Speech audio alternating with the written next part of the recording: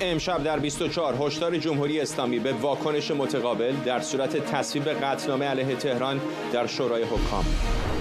عراقچی میگه اشتباه راهبردی سه کشور اروپایی به واکنش قاطع تهران منجر میشه.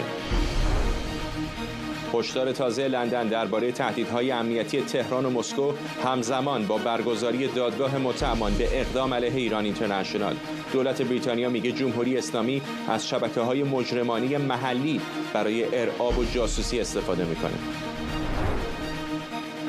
و پایان پرحاشیه ماحصل دونالد ترامپ و ایلان ماسک. ترامپ میگه ماسک عقلش رو از دست داده. از استودیوی ایران اینترنشنال این 24 است با فرداد فرهزاد.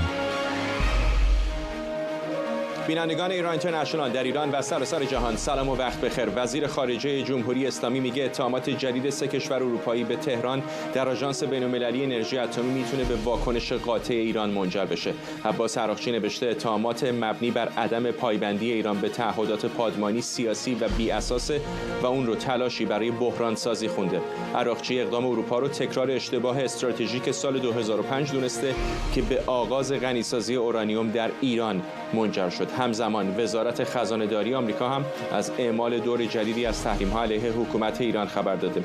بسته تحریمی جدید شامل 3 زن ایرانی، 1 زن چینی و 6 مرد ایرانی به همراه 27 نهاد مرتبط با برنامه هسته‌ای جمهوری اسلامی.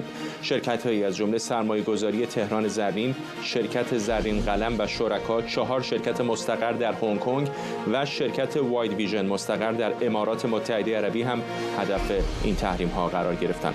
همکارانم سمیرا قرایی از وزارت خارجه آمریکا و اردوان روزبه از مقابل کاخ سفید با ما هستند. سمیرا، به نظر میسه که تمام این موارد به خصوص گزارش‌های آژانس و حرفای اروپایی‌ها داره مذاکرات رو پیچیده‌تر میکنه. چه میدونیم در مورد دور بعدی مذاکرات؟ فرداد، اون چیزی که راجع به دور بعدی میدونیم، ما پیشتر از سمت منابع آگاه شنیده بودیم که احتمالاً این شنبه و یک شنبه، یعنی فردا و پس فردا، در کشور عمان مذاکرات بخواد برگزار بشه. الان آخرین اظهار نظری که وجود داره در این رابطه مال آقای عراقچی هست که میگه ابتدای امر جمهوری اسلامی جواب پیشنهادات ایالات متحده رو به شکل مکتوب خواهد داد، احتمالاً میدن دست عمانی‌ها، و بعد از اون هست که عمان با صحبت کردن با طرفین تصمیم خواهد گرفت که دور بعدی چه زمانی و کجا بخواد انجام بشه. پس خبر آخرین هست که ابتدای امر به شکل مکتوب جواب جمهوری اسلامی به ایالات متحده ارسال خواهد شد. بعد از اون هست که به سمت یک دور دیگری از مذاکرات خواهیم رفت یا نخواهیم رفت. بستگی داره که جمهوری اسلامی چه جوابی بده، از سمت دیگر طرف ایالات متحده بخواد چه تصمیمی بگیره، جواب چه باشه. همه اینها واقعا بستگی به یکدیگر داره و به اینکه جمهوری اسلامی چه جوابی بخواد بده. اما زیر سایه این تحولات سیاسی بین ایالات متحده و جمهوری اسلامی، بحث مربوط به آژانس و نشست شورای حکام هم داره پیگیری میشه. اونجا در اون بخش تحولات زیاده و تنش ها بسیار زیاده. فرداد، ما اگر نگاه بکنیم امروز توییتی که آقای عراقچی کرده در نوشته خودش به وضوح داره میگه جمهوری اسلامی متهم شد، با فعل ماضی متهم شد به این که به تعهدات خودش به موجب NPT پایبند نبوده. بحث یک قطعنامه است. در چند روز گذشته چندین بار راجعش صحبت کردیم که ایالات متحده تهیه کرده، مورد حمایت کشورهای اروپایی هم هست. روز دوشنبه به رأی گذاشته خواهد شد. قطعنامه‌ای که به شکل رسمی میگه که جمهوری اسلامی پایبندی به تعهدات خودش نداشته، تعهدات هسته‌ای، و از اونجا یک فرجه‌ای به جمهوری اسلامی خواهند داد که با آژانس همکاری بکنه، جواب بده به سوالات آژانس در رابطه با مسائل مختلف، جواب بده. و بعد از اون هست که یعنی پروسه کار این گونه است که بعد از اون مجدداً باید یک رسیدگی دیگر بشه به همکاری‌های جمهوری اسلامی با آژانس که اگر از اون همکاری‌ها راضی نباشند، احتمال اینکه بخوان پرونده هسته‌ای ایران رو به شورای امنیت ارجاع بدن بسیار زیاده. اما یادمون نره که در کنار این کشورهای اروپایی یک گزینه دیگر هم دارند و اون مکانیزم ماشه است که میتونن ازش استفاده بکنن. میکنند. الان در این بحبوحه است که آقای عراقچی می‌نویسه که این کشورهای 3 کشور اروپایی برای کسب اهمیت، برای اینکه خودشون رو مهم جلوه بدند، دارند این قطعنامه رو پیگیری میکنند، به شورای امنیت خواهند برد و مقصر هستند. اگر که یک بحرانی ایجاد بشه، هر چی باشه باید بندازید گردن کشورهای اروپایی. آقای عراقچی اشاره میکنه به سال 2005 که عین همین قطعنامه رو 20 سال پیش صادر کردند و میگه که اون زمان بعد از اینکه این کار کردن یک بحران دیگری ایجاد شد و اون زمان در واقع اون چیزی که تولد غنیسازی در جمهوری اسلامی آقای عراقچی مینامه اتفاق افتاد، در حالی که جمهوری اسلامی 6 سال قبل از 1999 بحث غنیسازی رو آغاز کرده بود. ولی میگه دادن امثال این قطعنامه باعث بحران‌های دیگر شد، غنیسازی جمهوری اسلامی شدت گرفت. الان هم اگر این قطعنامه رو بدید، ولی اشاره نمی‌کنه که چه اتفاقی خواهد افتاد، ولی تهدید بسیار جدی هست. میتونه اشارهش به ساخت سلاح هسته‌ای باشه و این نکات مهم صحبت آقای عراقچی. فقط این نکته هم در انتها کوتاه بهش اشاره کنم. در سمت وزارت دفاع ایالات متحده 2 تحول مهم هست. یکی صحبت‌های خود آقای هکسس وزیر دفاع هست که راجع به غنیسازی جمهوری اسلامی صحبت کرده، ابراز امیدواری کرده که جمهوری اسلامی به کل تأسیسات هسته‌ای رو جمع بکنه و گفته اگرم نکرد ما آماده گزینه دیگر هستیم. و یک تحول در واقع انتصابی مهم هست که داره اتفاق میفته. رئیس تازه‌ای برای سنتکام دارن انتخاب میکنند که آقای کوریلا خواهد رفت. تابستان امسال آقای کوریلا مدت مأموریتش به پایان خواهد رسید و جایگزینش براد کوپر خواهد بود که باید البته تایید بشه. ولی انتخاب آقای ترامپ هست، مواضعش به شدت ضد جمهوری اسلامی هست و نزدیک به اسرائیل. انتصاب بسیار مهمی هست به این خاطر که تحولات چند ماه آینده در منطقه رو در واقع میتونه تحت شعاع قرار بده، مواضعی که رئیس سنتکام میتونه داشته باشه. اردوان، و چند روز بعد از اینکه شنیده بودیم در گزارش‌های رسانه‌های آمریکایی که دولت آقای ترامپ شاید بخواد تا اندازه‌ای سهل بگیره اجرای بعضی از تحریم‌ها رو، حالا می‌بینیم موج جدیدی از تحریم‌ها شروع شده، دوباره از تهران و امارات بگیر تا هنگ کنگ. هنوز 2 روز از صحبت‌های خانم لویت سخنگوی کاخ سفید نمیگذره.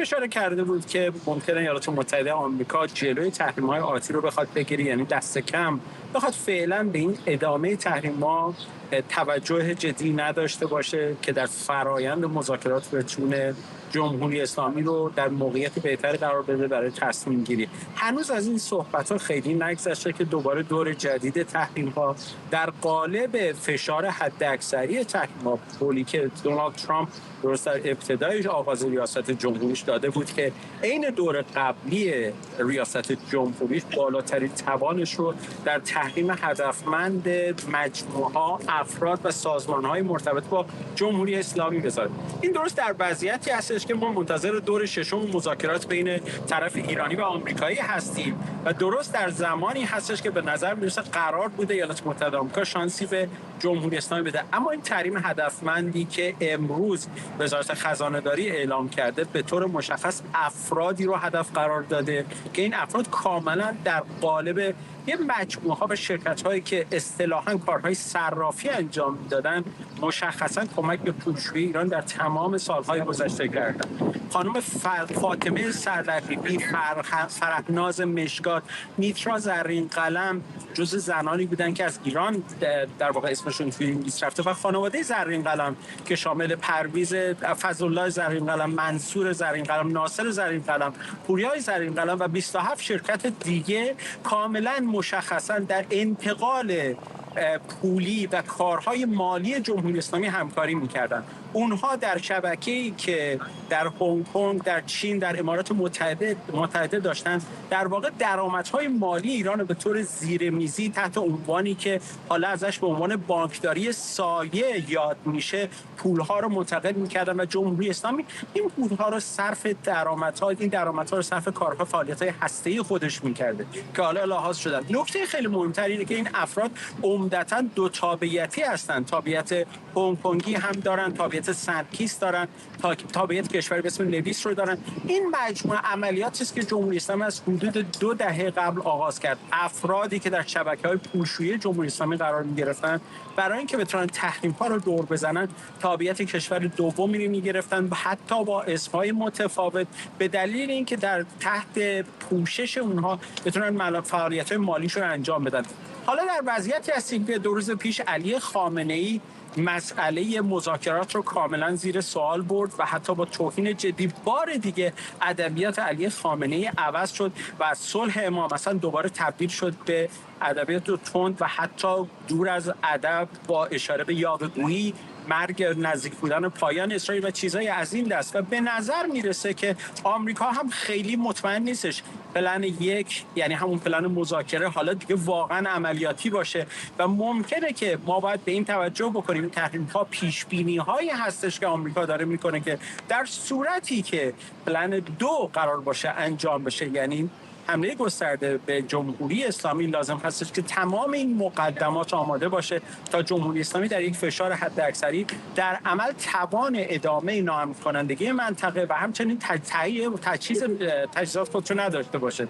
البته باید یادآوری بکنیم که همین الان که با هم صحبت می‌کنیم توافقی حاصل شده که جمهوری اسلامی بار دیگه سوخت موشک‌های دوربارش رو از چین خریداری کرده و پیش از این هم ما می‌دونیم که چینی‌ها در قبال نفت ارزان قیمتی که از جمهوری اسلامی می‌گرفتن نیازهای جمهوری اسلامی رو برای تولید و ساخت آماده‌سازی موشک‌های بالستیک و دوربرد خودش استفاده کردن. حالا با در نظر گرفتن بحران‌های بیشتر باید ببینیم که شرکت‌های چینی هم همسو با آمریکایی‌ها خواهند شد و برای حفظ کمپانی‌های خودشون از جمهوری اسلامی فاصله می‌گیرن یا به روش‌های جدیدی جمهوری اسلامی باز هم تحریم‌ها رو دور میزنه و پولشویی خودش رو در بانکداری سایه ادامه خواهد داد.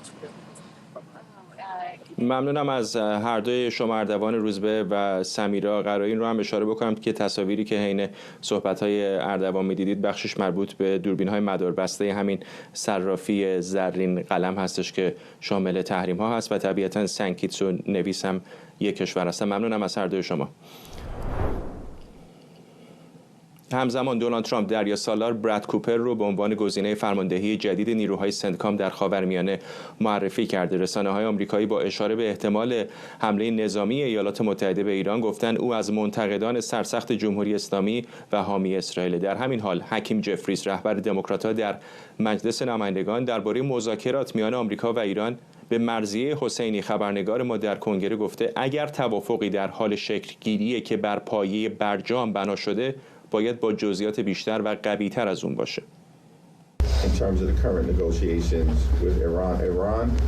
در مورد مذاکرات فعلی با ایران این کشور هرگز نباید به توانایی ساخت سلاح هسته‌ای دست پیدا کنه. اگر توافقی در حال شکل گیری که بر پایه برجام بنا شده باید طولانی‌تر و قوی‌تر از توافق قبلی باشه و به شکلی انجام بشه که قابل راستی آزمایی و پایدار بمونه. کنگره به ما پیوسته مرزی. به نظر میرسه که این در ادامه همین کلافگی بسیاری از نمایندگان و قانونگذاران چه مجلس نمایندگان چه سنا هست در مورد عدم اطلاع در مورد روند مذاکرات.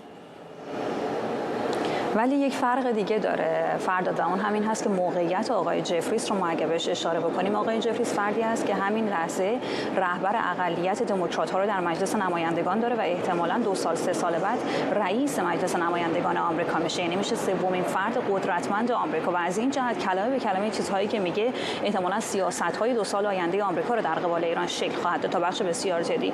خلاصه صحبت‌های آقای جفریس در مصاحبه‌ای که همین امروز چند ساعت پیشتر با من داشت این هست که اساساً 4 نکته کلی وجود داره. اولین نکته که در ابتدای صحبتش اشاره کرد بی اطلاعی از وضعیت مذاکرات، این رو من روز گذشته با آقای کریس مورفی هم مصاحبه کردم، همین حرف رو به من زد، اینکه ما نمیدونیم چه خبره، ما نمیدونیم جزئیات توافق چه هست و این وضعیت برای ما نگران کننده است. دومین مورد عدم دستیابی ایران به سلاح هسته‌ای. 20 ساله که در واقع رویکرد کنگره آمریکا چه دموکرات و چه جمهوری‌خواه بر همین اصل استوار و بارها هم تکرار کردن. اما در خصوص سومین مسئله، یعنی اینکه اگر توافق شکل میگیرد قوی‌تر و طولانی تر از برجام باشد. این جمله مشخصا حاکی از این هست که آقای جفری چنانچه پیش از این هم هیچ وقت اصل برجام رو رد نکرده، بارها از برجام دفاع کرده، همیشه گفته به نظر آقای جفریز در اون بازه زمانی فعلی برجام بهترین کاری بود که میشد کرد. حالا اشکالات خودش رو داشت که هیچ وقت صراحتا به این اشکالات اشاره نکرده، اما جملاتی مثل این که پایدارتر باشه، قوی‌تر باشه، خودش حاکی از این هست که آقای جفریز هم بر این باور هست که برجام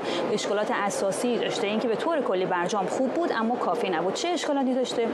تاکید دموکرات‌ها مشخصا در این بازه زمانی این هست که همون بحث انقضای زمانی برجام، این که چرا باید این توافق 8 ساله، 10 ساله، 15 ساله باشه، این مورد نگرانی و اختلاف نظرشون هست. و اینکه چرا مشخصا مسئله موشک‌های ایران در این توافق نیست. اینو روز گذشته آقای لنگفورد هم همینجا در کنگره آمریکا گفت و ما هم در گزارشمون داشتیم، اینکه اساسا از نظر قانونگذاران آمریکایی مسئله هسته‌ای ایران فقط به سانتریفیوژ ها نیست، به این جهت که بحث موشک‌های هسته‌ای خطرهایی هست که منطقه و آمریکا رو تهدید می‌کنه و باید در مذاکرات به هر صورتی که هست کامل لحاظ بشه. و آخرین نکته بحث پایداری توافق و مسئله‌ای که شفافیت در اون وجود داشته باشه هم برمیگرده به نگرانی که بارها ما اینجا در طول سالهای گذشته از کنگره شاهد بودیم، اینکه هم جمهوری‌خواها و هم دموکرات‌ها بارها تاکید کردن اینکه چرا بازرسان آژانس باید اجازه بگیرن برای سر زدن به تأسیسات هسته‌ای ایران، اجازه بگیرن تا 24 ساعت زمان ببره، آیا به اونها اجازه داده بشه؟ نه، خود این مسئله بارها همه سناتورها خصوصا تام کاتن تاکید کرده، خود این مسئله اصلا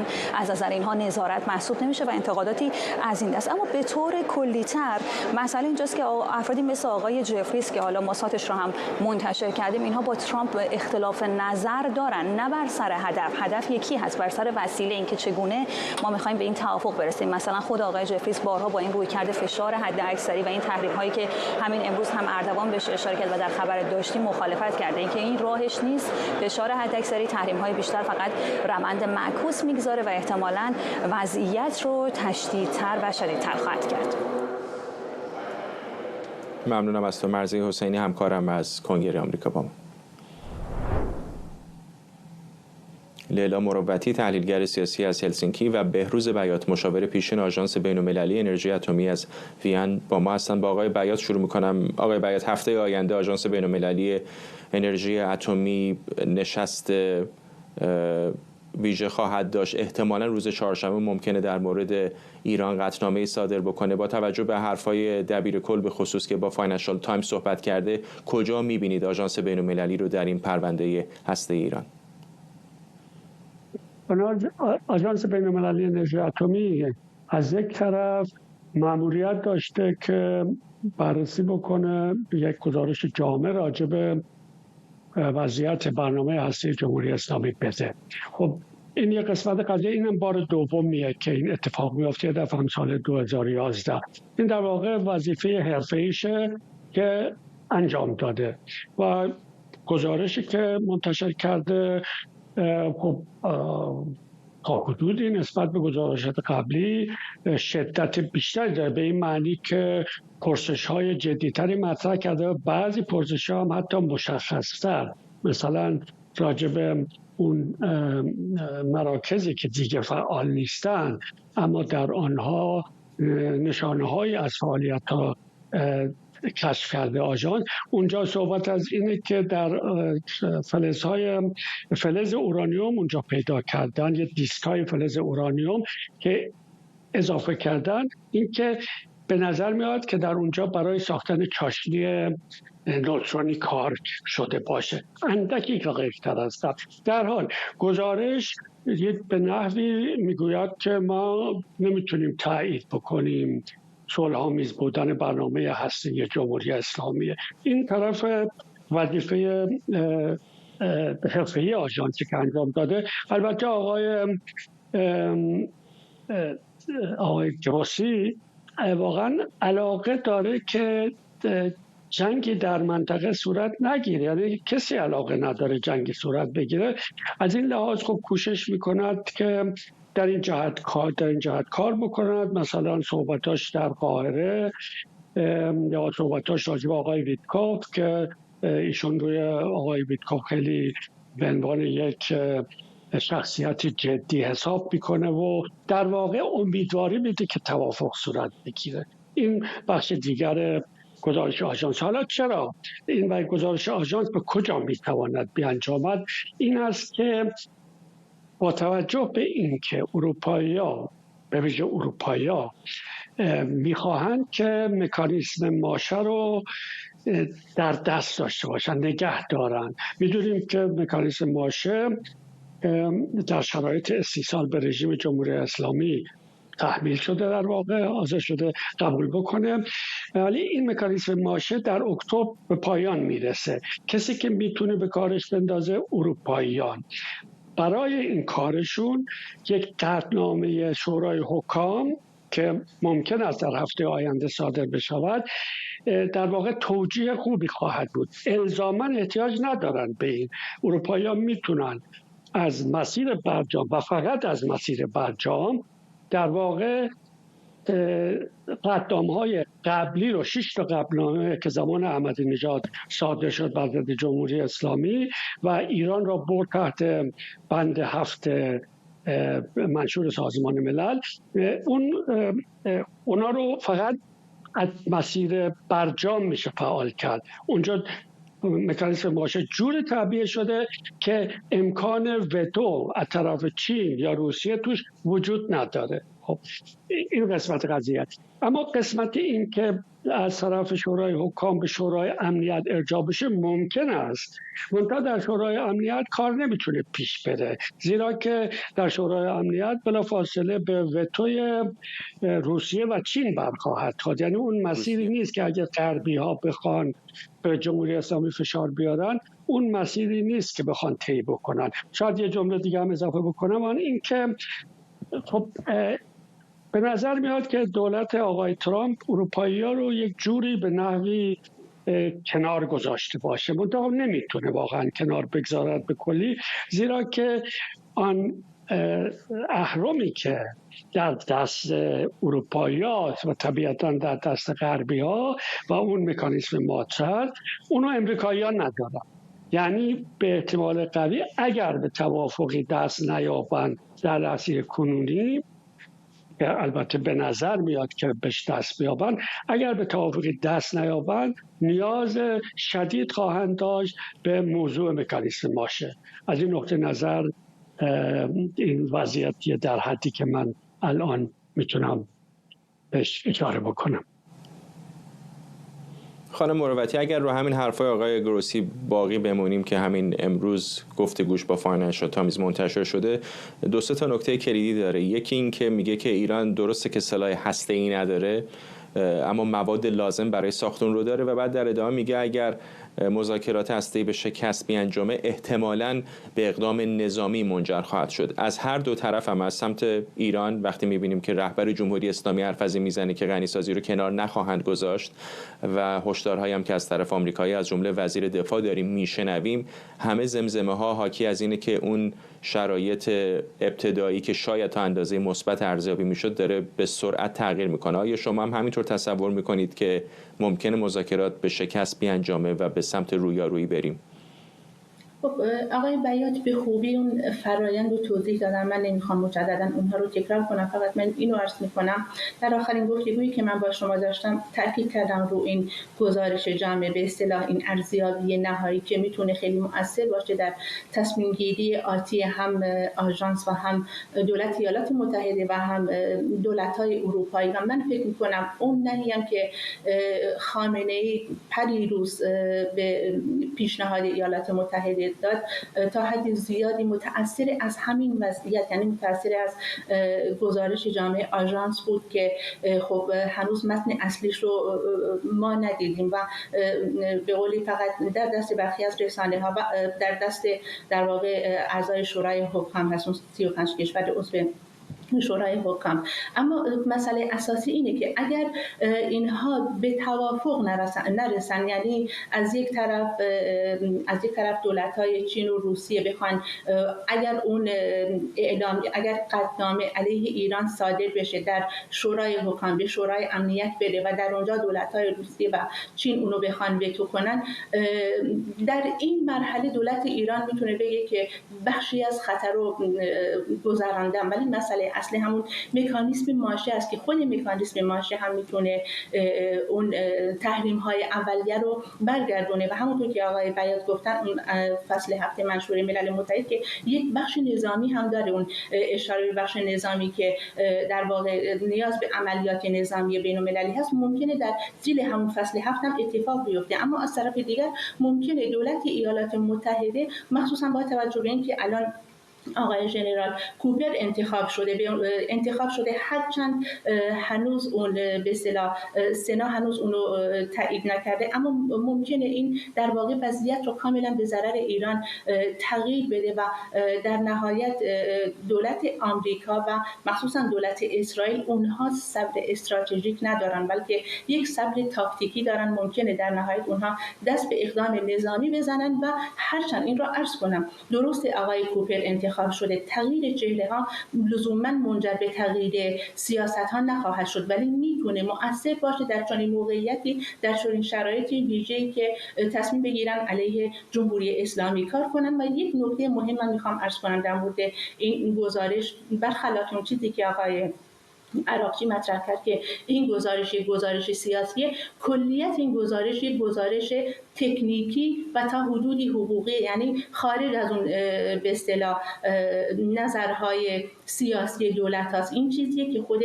آژانس در چارچوب اون وظایف خودش بهش عمل کرده، ولی جمهوری اسلامی تا به امروز اینو انکار نموده. ممنونم از هر دوی شما، لیلا مروتی تحلیلگر سیاسی از هلسینکی و بهروز بیات مشاور پیشین آژانس بین‌المللی انرژی اتمی از وین اتریش. جلسات رسیدگی به اتهامات 3 شهروند ایرانی متهم به همکاری با نهادهای اطلاعاتی جمهوری اسلامی در دادگاه مرکزی انگلستان و ولز ادامه داره. این افراد به جمع‌آوری اطلاعات درباره خبرنگاران شبکه ایران اینترنشنال متهمند. جلسه بعدی دادگاه 3 تبعی ایرانی که در لندن به همکاری با نهادهای اطلاعاتی جمهوری اسلامی برای هدف قرار دادن خبرنگاران ایران اینترنشنال متهم شدن پاییز سال آینده برگزار میشه. انتظار میره محاکمه این متهمان 6 تا 8 هفته طول بکشه. جزئیات بیشتر از ادامه رسیدگی به پرونده 3 ایرانی در گزارش مریم مقدم، خبرنگار ایران اینترنشنال. بعد از ظهر جمعه دادگاه جلسه استماع مقدماتی 3 تبع ایرانی که در لندن زندگی می‌کردند به نام‌های مصطفی سپهوند، فرهاد جوادی منش و شاپور نوری قلعه علی خانی در دادگاه کیفری مرکزی انگلستان و ولز برگزار شد. خب این افراد متهم به همکاری با نهادهای اطلاعاتی جمهوری اسلامی هستند و شناسایی و پایش خبرنگاران ایران اینترنشنال با هدف پیدا کردن اونها بخشی از در واقع اتهاماتی است که به این افراد نسبت داده میشه. این 3 مرد به شکل ویدیویی در دادگاه حاضر شدند. خب در زندان فوق امنیتی بلمارش در لندن نگهداری میشن. وکلای مدافع اونها در دادگاه به این موضوع اشاره کردند که احتمالاً موکلانشون اعلام براءت خواهند کرد از اتهاماتی که بهشون منتسب شده، ولی خب این ممکنه که تغییر بکنه. قاضی دادگاه در این جلسه حکم بازداشت این افراد رو تمدید کرد و قرار شد که جلسه رسمی رسیدگی به اتهاماتشون در مهر ماه سال آینده آغاز بشه. اما پیش از اون در مهر ماه همین امسال یک جلسه مقدماتی دیگر برگزار خواهد شد که در اون جلسه وکلای مدافع به شکل رسمی در واقع اعلام خواهند کرد که این 3 نفر قراره که اعلام بیگناهی بکنند یا اعلام گناهکاری. خب ما میدونیم که زمانی که در اواخر اردیبهشت ماه دادگاه تفهیم اتهام این 3 شهروند ایرانی برگزار شد، دولت بریتانیا خیلی سریع واکنش نشون داد. وزیر کشور بریتانیا اعلام کرد که جمهوری اسلامی باید پاسخگوی اقدامات خودش باشه، چرا که خب در بیانیه‌ای که به شکل رسمی پلیس اون موقع صادر کرد به این موضوع اشاره کرد که اتهامات درج شده در اون بیانیه در ارتباط با این 3 نفر مرتبط با حکومت ایران و جمهوری اسلامی هستش. در همین حال مشاور ارشد دولت بریتانیا در امور تهدیدهای خارجی میگه جمهوری اسلامی و روسیه با استفاده از شبکه‌های تبهکار محلی در خاک بریتانیا دست به ارعاب و جاسوسی میزنند. جاناتان هال با هشدار نسبت به افزایش این اقدامات گفته تهدیدهای ناشی از اقدامات خصمانه تهران و مسکو در بریتانیا در سطح فوق‌العاده است. وحید بهشتی فعال سیاسی و مؤسس جبهه احیای قانون حاکمیت ملی ایران از لندن به ما پیوسته. آقای بهشتی، به نظر میرسه که علیرغم همه اقدامات امنیتی که بریتانیا انجام میده، حتی بازداشت افرادی این چنینی که قصد ضربه زدن به همکاران من در ایران اینترنشنال رو داشتن، اما جمهوری اسلامی به نظر نمیرسه که قصد عقب نشینی یا کوتاه آمدن از اقدامات این چنینی در بریتانیا داشته باشه. چرا به نظرتون؟ سلام و درود دارم خدمت شما آقای فرهزاد عزیز، هموطنان شجاع و شریفم و به خصوص کامیونداران در این روزهای بسیار حساس. قبل از اینکه وارد موضوع بشم آقای فرهزاد، یک توضیح بدم. من دقایقی است که از پارلمان اروپا اومدم. از دوشنبه تا همین امروز صبح جلسات ما تمرکزش در پارلمان اروپا در جبهه برای کامیونداران بود. ولی بپردازم به این مسئله و جلب حمایت حداکثری برای اونها که امروز صدای فریادشون جهانی شده. ولی چرا اقدامات امنیتی بریتانیا جواب نمیده آقای فرهزاد؟ این دقیقاً به این دلیله که ما امروز 835 روز اینجا نشستیم، به خاطری که درسته آقای جاناتان هال میگه باید گذرنامه‌هاشون رو بگیریم، باید کسانی که در انگلستان با جمهوری اسلامی کار میکنن بیان اعلام بکنن. اوکی، اینها اقدامات لازم هست. اینا مواردی است که هفته گذشته من در ملاقاتی که داشتم با دو تا از مسئولان انگلستان اینها رو روش تاکید کردم و استدلال کردم. گفتم این اقدامات لازم هست ولی به هیچ عنوان کافی نیست، به هیچ عنوان نمیتونه در برابر اقدامات جمهوری اسلامی سدی بزنه. کاری که میتونه جلوی اینها رو سد کنه در لیست تروریستی قرار دادن سپاه پاسدارانه. آقای جاناتان هال میاد استدلال میکنه از لحاظ حقوقی با استفاده از قانون سال 2000 ما نمیتونیم این کارو بکنیم. اتفاقا به نظر من این یک مغالطه است. با همین قانون میشه سپاه رو در لیست گذاشت. ما استدلال هامون رو گذاشتیم روی میز. ولی مسئله اینه که ببینید امروز حالا یک بخشش اینه که چرا نمیتونن. شما اگر روند این تحولات رو پیگیری بکنید، در صحبت قبلی هم بودن عزیزان کارشناس داشتن مسائل آژانس رو پیگیری میکردن، ببینید یک روند سعودی داره. ما الان در دولت لیبر هستیم، در دولت محافظه کار قبلی، یعنی صحبتایی که خانم کوپر 29 اردیبهشت 2 هفته پیش انجام داد دقیقاً کپی صحبتای خانم سویلا برایورمن وزیر کشور قبلی. ولی چرا الان میبینید یک روند سعودی پیدا کرده؟ یعنی جرأت بیشتر شده، صحبت از اقدامات میشه. دلیل این که ببینید فضا مهیا شده. تا قبل از این جمهوری اسلامی یکی از کارهایی که میکرد آقای فرهزاد در برابر یعنی لابی های جمهوری اسلامی در فضای آکادمیک، دانشگاهی، رسانه‌ای، به خصوص رسانه‌ای و سیاسی، میگفتن آقا درسته که ببینید ما رژیمی هستیم که با مبانی انسانی شما در تضاد نیم، ولی جایگزینی نداریم. اگر ما نباشیم هرج و مرج ایران و در پی منطقه رو فرا میگیره. ولی امروز با این نمایشی که به نظر من اپوزیسیون به خصوص در این چند ماه گذشته از خودش داره نشون میده، این فضا ایجاد شده که نه، میشه قدم برداشت. صحبتایی رو که من 2 هفته پیش در پارلمان اروپا داشتم در جلسه رونمایی از همین جبهه احیای قانون و حاکمیت ملی ایران که تشکیل شده این بود که امروز شما دیگه برای مردم ایران کاری نمی کنید. شما برای یعنی منافع مشترک گذشتیم، برای ماهیت خودتون، برای مسائل وجودی خودتون دارید کار میکنید. یعنی شبکه‌های تروریستی جمهوری اسلامی به قلب شهرهای شما رسیده و امروز برای نجات و دیگه مسئله از تهدید گذشته، مسئله از مخشویی جوانانتون گذشته، مسئله به اونجا رسیده، انقدر حاد شده جناب فرهزاد عزیز که دارن این نیروهایی که سالهاست مخشویی شدن و چقدر ماها هشدار دادیم، این نیروهایی که مخشویی شدن و آماده شدن الان دارن فعال میشن در قلب اروپا. بنابراین جامعه جهانی به نظر ما امروز با توجه به این ملاقات هایی که داریم، در این جلساتی که ما دائما میشینیم و بلند میشیم و شما دیدید که امروز 835 روزه ما کف خیابون اتراق کردیم برای اینکه نشون بدیم یک عزم جزمی است. ما از توی خونه یا از توی دفتر کار بیانیه نمیدیم، در میدان مبارزه ایم برای نشون بدیم که مردم ایران جزمشون جزمه و شما هم این بار راهی ندارید به غیر از اینکه برای خودتون نه برای مردم ایران کنار مردم ایران قرار بگیرید. خبر خوب اینه که ما بر اساس برآیندهامون ببینیم ما در این مسیر هستیم، اونا میبینن یه عزم جزم اینجا وجود داره و باید میکنن. به نظر من جامعه جهانی بیش از 2 سال به این نتیجه رسیده که جمهوری اسلامی باید برود. منتظر اینن که ببینن آیا ما در اپوزیسیون ایران مانند اون اتفاقی که در سوریه افتاد و به 11 روز نکشید وقتی مطمئن شدن از یک اپوزیسیونی که تونست تضمین کنه که هرج و مرج اونجا به وجود نیاد تا حدودی، منتظر اینن که ببینن آیا اپوزیسیون ایران میتونه یک تشکل فراگیری که دور یک جمله کوتاه جمع بشن بهشونو به دست هم بدن و اون جمله کوتاه اینه جمهوری اسلامی باید برود. و از این برنامه استفاده میکنم از تمامی فعالان مجددا دعوت میکنم این بار باید این کار رو ما انجام بدیم و نشون بدیم به جامعه جهانی محکم بر روی این موضع ایستادیم و عزممون جزمه. ممنونم. وحید بهشتی، فعال سیاسی و مؤسس جبهه احیای قانون حاکمیت ملی ایران از لندن. یک روز بعد از جدال در رسانه‌ها و فضای مجازی، دونالد ترامپ رئیس جمهوری آمریکا به شبکه ABC گفته ایلان ماسک عقلش رو از دست داده و در حال حاضر او علاقه‌ای هم برای صحبت با ماسک نداره.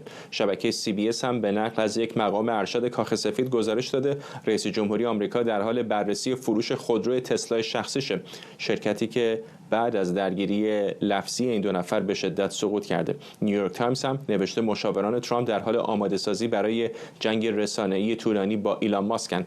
ماسک پیشتر از حامیان اصلی ترامپ به شمار میرفت، دیروز در چند پست در شبکه اکس نوشت ترامپ بدون حمایت او در انتخابات پیروز نمیشد. آرش علایی خبرنگار ما از استودیومون در واشنگتن دی سی به ما پیوسته. آرش، میشد حدس زد که بالاخره این ماحصل تا ابد ادامه نخواهد داشت، ولی اینکه ناگهان در عرض چند ساعت اینقدر به هم تاختن خیلی ها رو متعجب کرد. درسته، خیلی ها رو متعجب کرده است، ولی همونجور که تو گفتی سورپریز زیادی وجود نداشت. امروز من در کاخ سفید که بودم، اون خودروی تسلای قرمز رنگ مدل اسی که تو ازش اسم بردی که دونالد ترامپ خریده بود از ایلان ماسک موقعی که تحت حملات دموکرات‌ها قرار داشت و برخی از مخالفینش میریختن توی نمایشگاه اتومبیل تسلا آتیش می‌زدن، اگه یادتون باشه هم چند هفته پیش خودروی تسلا اس قرمز رنگ آقای ترامپ خریداری کرد از ایلان ماسک.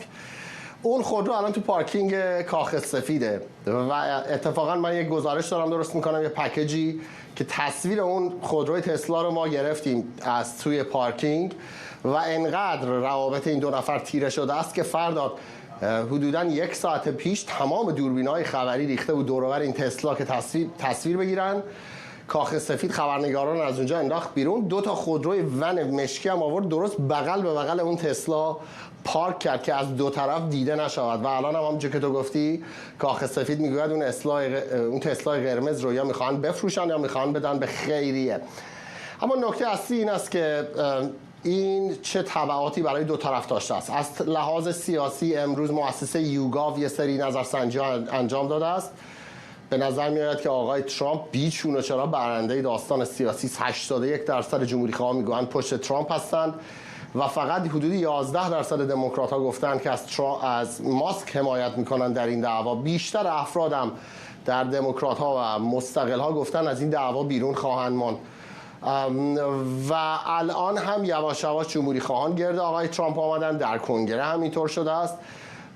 این بخش سیاسی است. حتی واشنگتن پست یک مقاله زد، تیترش این بود که ماسک بازی سیاسی رو همین الان هم باخته است. چرا این اتفاق افتاده است؟ من توی کاخ سفید امروز سوال می‌کردم، اون مشاورین مطبوعاتی آقای ترامپ، تیم آقای ترامپ میگفتن تمام تمرکز آقای ترامپ و تیمش بر روی اون بودجه درخواستی از کنگره است، بودجه‌ای که اسمش رو گذاشتن فرداد Big Beautiful Bill و همون بودجه بود که سرآغاز دعوای این دو نفر شد. برخی میگویند به خاطر اینکه یه سری از تعرفه‌هایی که اضافه کرده بود آقای ترامپ مخصوصا به قطعات الکترونیکی به بیزنس‌های آقای ترامپ، به بیزنس‌های ماسک ضربه میزد. برخیاش به خاطر اون قطع کردن سوبسید خودروهای الکتریکی بود که تسلا به شدت از اون بهره می‌برد. یه بخش دیگه‌ایش که در این بودجه هست اشاره کرده است که انحصار پرواز ماهواره‌های استارلینک رو به اسپیس اکس داده بودن قبلا.